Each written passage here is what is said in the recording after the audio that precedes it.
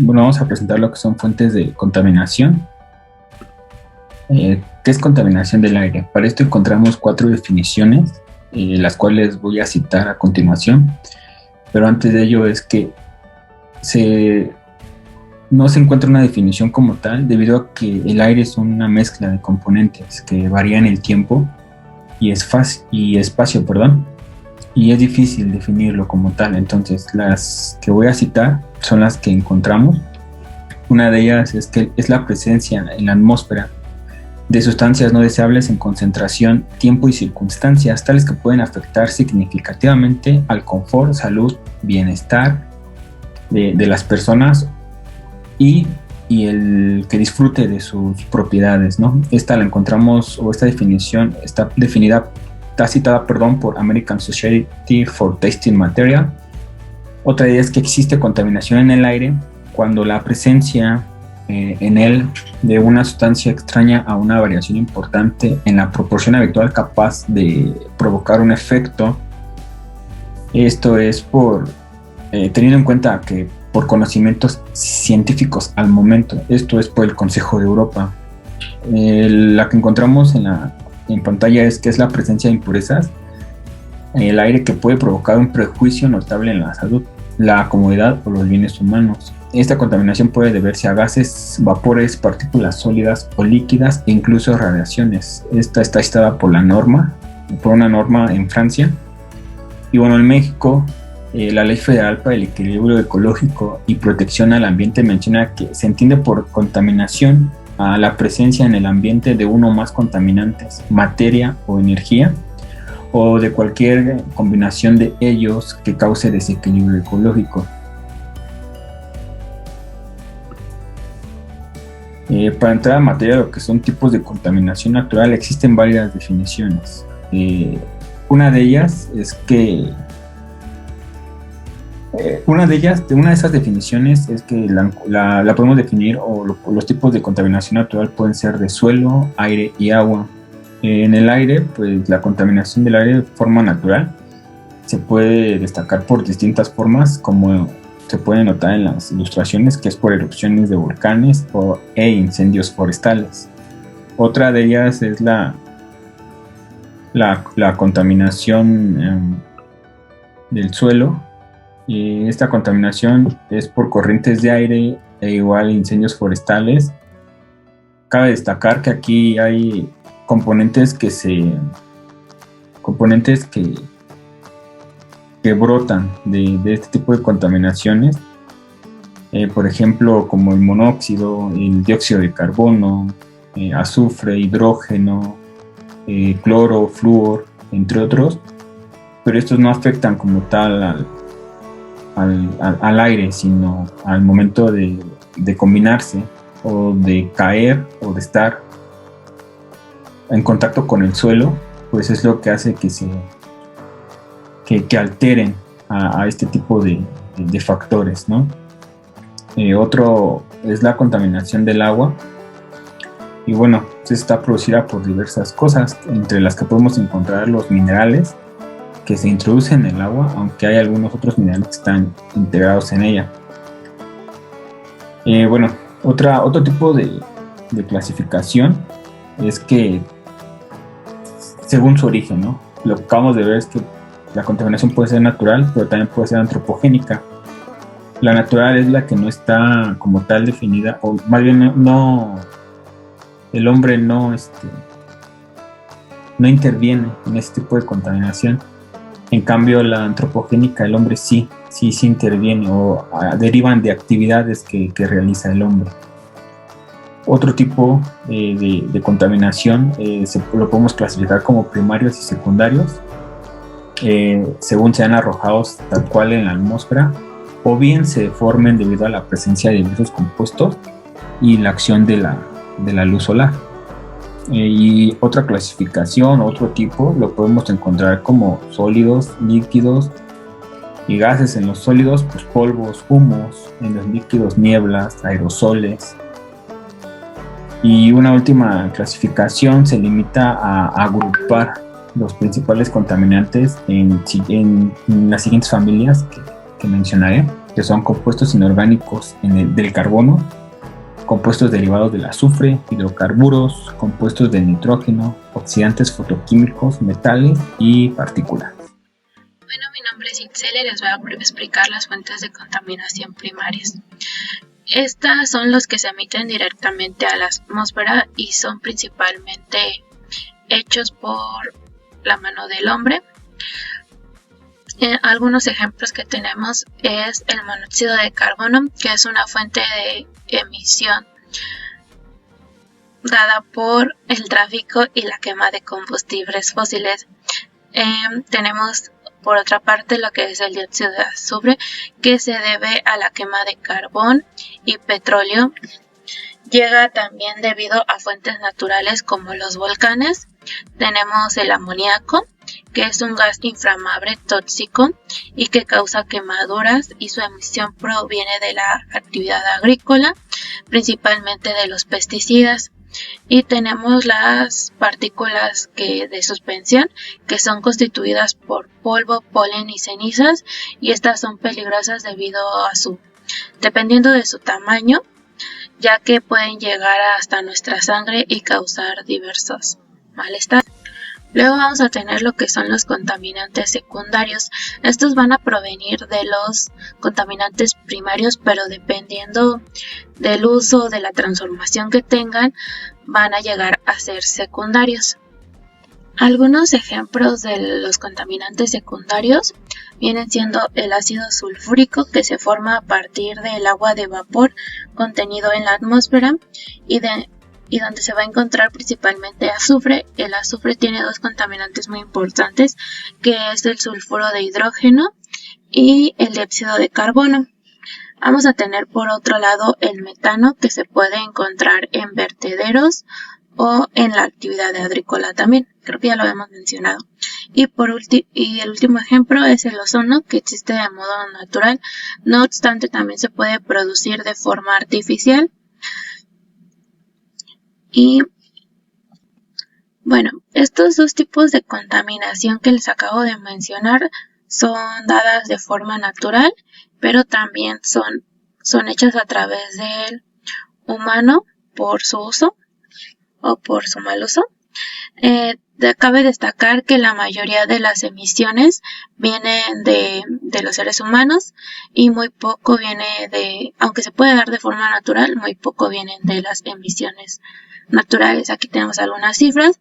Por ejemplo, los volcanes del mundo, tanto terrestres como submarinos, generan anualmente alrededor de 200 millones de toneladas de dióxido de carbono, mientras que el tráfico y la industria causan alrededor de 24.000 millones de toneladas de emisiones de CO2. Soy Jorge Martínez y les voy a dar una breve explicación sobre el proceso de contaminación ácida en este mapa visual que les presento. Y bueno, tenemos que el proceso de acidificación o la lluvia ácida se origina cuando el azufre y el nitrógeno son liberados a la atmósfera. ¿Esto cómo se da? Esto se da mediante el proceso de combustión. Se llega en forma de óxido de nitrógeno y dióxido de azufre. Una vez teniendo esto en la atmósfera, tiene una transformación química, la cual a largo plazo tiene una combinación con el agua, dándonos esto precipitación húmeda, nieve y caída de lluvia. Está siendo ya la lluvia ácida. La lluvia ácida tiene un pH de 7, lo cual hace dañino a la flora y fauna a la que está expuesta. Ahora bien, les voy a platicar sobre la contaminación antropogénica.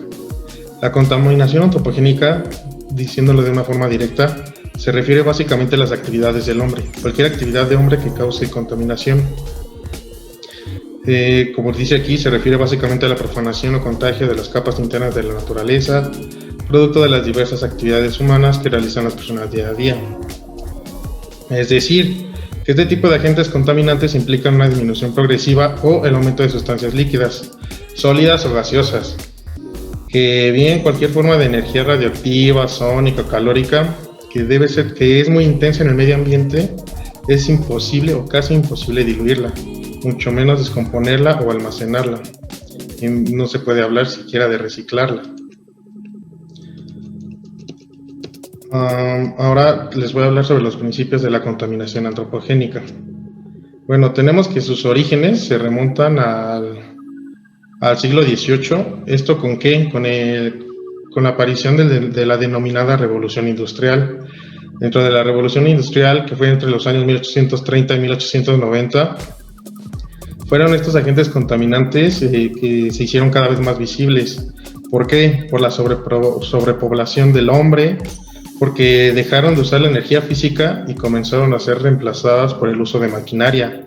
Esto en las industrias, ya que las industrias tuvieron un boom de expansión y de aumento a nivel mundial. Hubo una elaboración en masa de series de artículos muy contaminantes, como que eran parte de vidrio, cemento, papel, fertilizantes, los explosivos en ese entonces y los pesticidas, todos estos ocupados para el consumo humano. De todas estas actividades del hombre comenzaron a surgir una serie de grandes emisores de azufre, de dióxido de carbono y mucha demanda de explotación industrial. También aquí un gran rasgo fue el denominado oro negro, el cual es el petróleo. Su quema y su obtención hizo un desgaste desequilibrado en todo el medio ambiente. Del mismo modo, también hubo muchas alzas del consumo del carbón y otros combustibles fósiles. Todo esto dañando, como ya había dicho, todo el medio ambiente. Ahora, los tipos de contaminación antropogénica.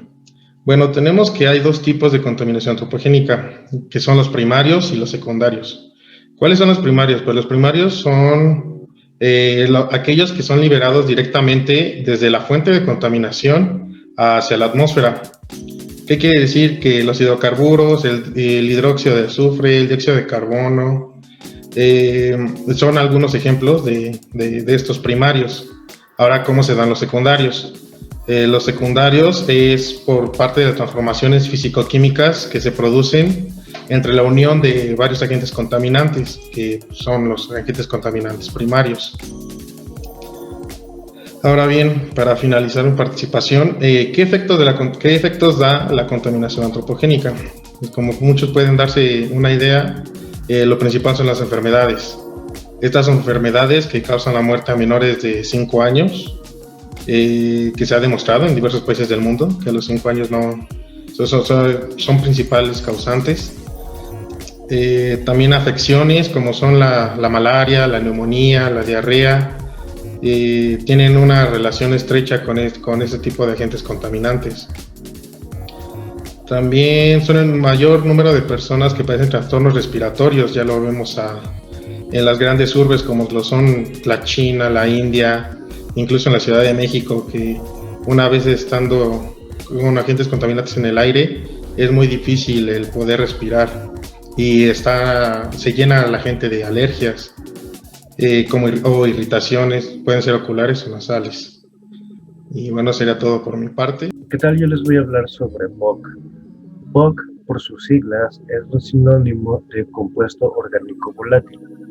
Este compuesto orgánico volátil lo encontramos por lo general en los disolventes, por ejemplo el thinner o disolventes tal cual, que sirven para desengrasar, bueno, como desengrasante también, pero son para eliminar, disolver partículas de pintura.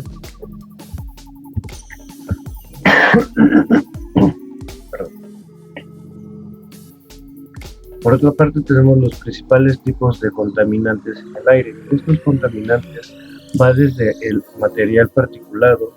Este material particulado son todas las partículas sólidas o líquidas que se mantienen en la atmósfera. Y bueno, estas llevan unas siglas por PM mayúscula, N mayúscula, PMI, correspondiendo la N al diámetro aerodinámico de las partículas contenidas. Usualmente estas se expresan en la unidad de Ohm, o sea, en micrómetros. Por otro lado, también tenemos el monóxido de carbono. El monóxido de carbono, o CO, es uno de los gases que se produce a partir de la combustión a bajas concentraciones de oxígeno. 86% de las emisiones de CO son provenientes de los transportes, seguido de un 6% de quema de combustibles en la industria y un 3% en los procesos industriales. El 4% restante se origina en quemas y otros procesos no identificados.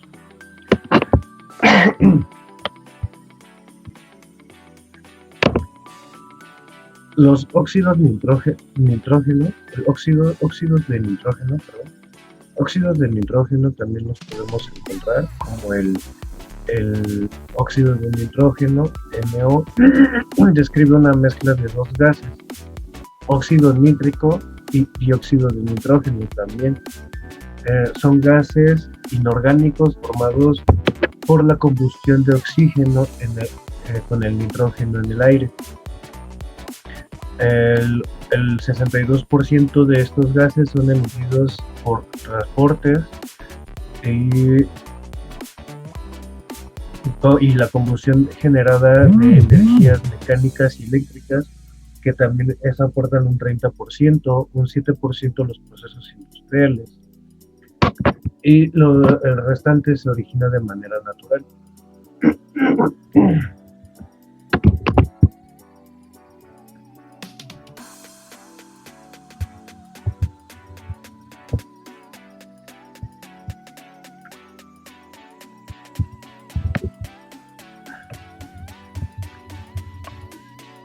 Estos efectos de los gases de la atmósfera en el clima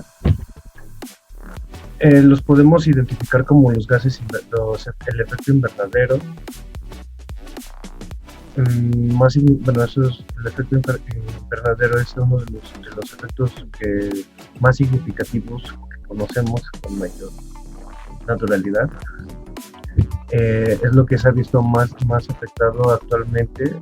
Podemos ver, por ejemplo, cómo se ha calentado el planeta, ocasionando el desprendimiento de los glaciares, cómo se ha ido poco a poco disminuyendo estas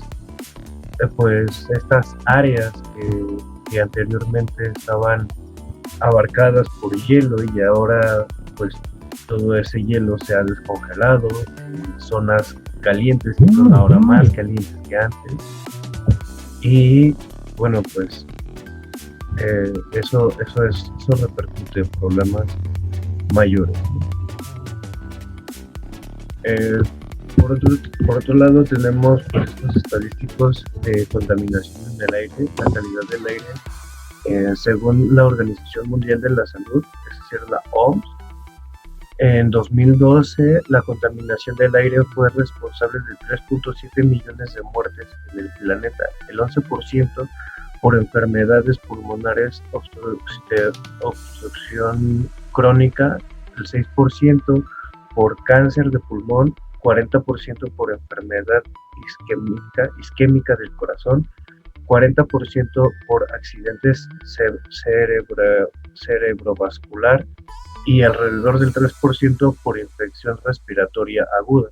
La mayor parte de estos decesos, cerca del 70%, ocurrió en los países de la región Pacífico Occidental y el sureste de Asia, 1.67 millones y 936.000 muertes respectivamente.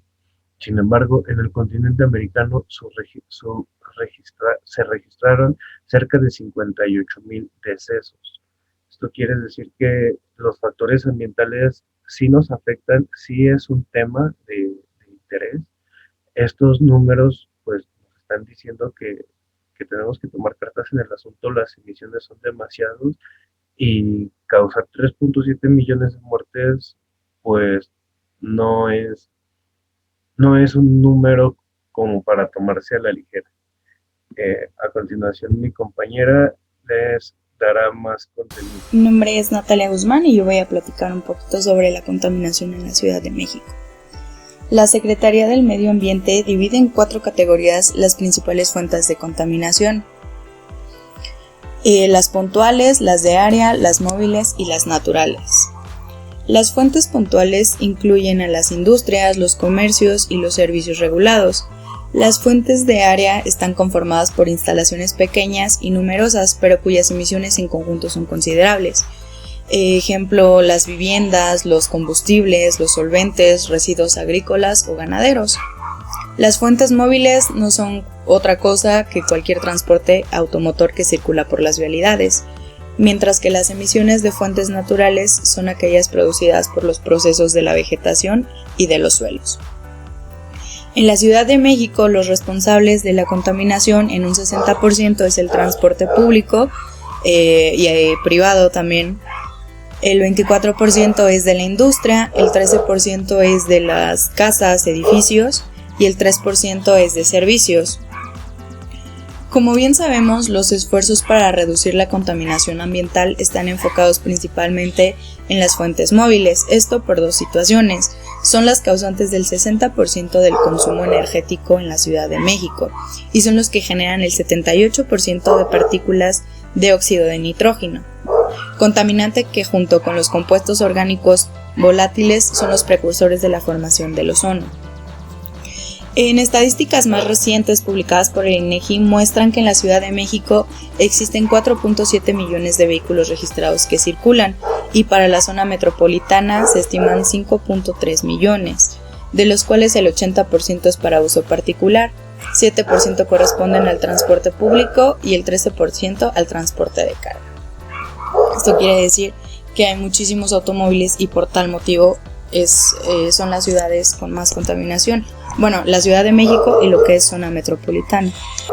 Un estudio demuestra que en México se produce un promedio de 86.349 toneladas de basura, dando esto una proximidad de 770 gramos por persona, las cuales se producen principalmente en viviendas, edificios, parques y calles. El 87% de esta basura es a campo abierto y solo un 13% se encuentra en rellenos sanitarios. En México existen 5 entidades donde se recolecta más del 50% de basura de todo el país, el cual es en la Ciudad de México un 19.7%, el Estado de México 9.6%, Jalisco 7.6%, Veracruz 6.2% y Guanajuato con el 6.2%. Como ya sabemos, en el país existen centros llamados centros de acopio, operados por municipios o delegaciones, para recibir todo tipo de material para ser separado.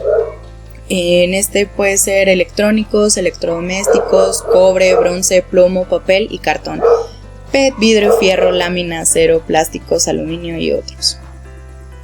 Las entidades con más centros de acopio son Querétaro con 51, Jalisco con 45, el Estado de México 43 y Michoacán de Ocampo con 25.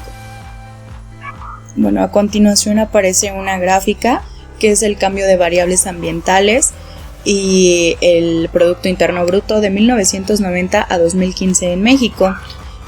Podemos ver cómo todo se va elevando, excepto la superficie de bosques y selvas. Con esto pues se puede hacer una observación muy clara de que a pesar de que se quieren tomar cartas sobre el asunto o medidas muy rigurosas, pues sigue en aumento y disminuyendo todo lo que los ecosistemas, como lo vimos en el primer tema. Bueno, y como conclusión podemos decir que es evidente que la presencia del ser humano como especie es un factor crucial en el desarrollo de la vida como la conocemos, ya que el uso de productos que están elaborados con procesos que ocasionan emisiones contaminantes también están afectando el ciclo natural. El control de estas emisiones es crucial para obtener una mejor calidad de aire y así las especies que coexistimos en el planeta podemos continuar por un periodo mayor. El efectuar del hombre y su hambre por construir, mejorar y expandirse ha hecho que descuide por completo las zonas que lo rodean y que le permiten su desarrollo. Lo podemos ver en el efecto invernadero y en el calentamiento global. Se están tomando medidas sobre esto, pero hasta que las medidas no sean totalmente extremas, muchas personas entenderán, ya que según las estadísticas esto sigue en aumento. Gracias.